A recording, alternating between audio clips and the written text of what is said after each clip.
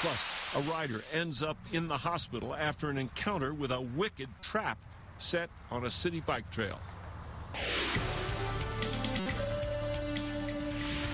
Good evening. It's sick. It's dangerous. Someone has been stringing tripwires across trails in the Albuquerque area, and now a bike rider's been hurt.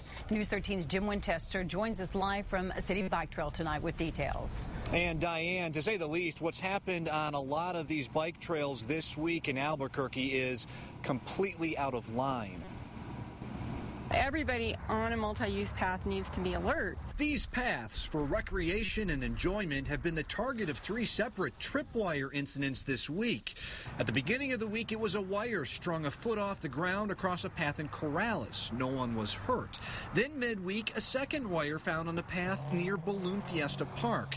Then yesterday, an eye-level wire across this bike path at I-40 in Juan Tabo. And as you can see, this is what's left of that tripwire. And for whatever reason, someone decided to string it all the way across the bike path, making it a major hazard for that biker when he came down here. Jennifer Bunce of Bike ABQ, a group that works for the rights of bicyclists, knows the man who was injured here yesterday. Apparently was headed east and hit this wire, and it took him off his bike, and he sustained a concussion. He was unconscious for a time. The Albuquerque man was taken to a hospital, held for tests, then treated and released. Cyclists we spoke with tonight are on edge and ticked off. Oh gosh, that's dangerous. I mean, it makes me afraid to bike, and we bike, all times of the day. It makes me concerned. If it happened to me, I'd be angry. Bike ABQ hopes the word of wire incidents makes bikers and runners pay more attention to their surroundings.